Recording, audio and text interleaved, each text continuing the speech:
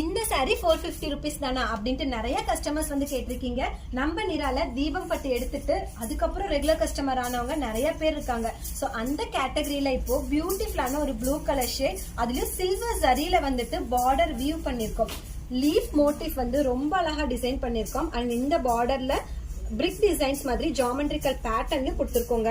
So உடல் ஃபுல்லாவே 3D embossed design ரொம்ப அழகா தெரியற மாதிரி டூயர் ஷேட் வந்து பண்ணிருக்கோங்க. ஸோ ஃபுல்லாவே ஜாமெட்ரிக்கல் பேட்டர்ன் டிசைன் வந்துடும்.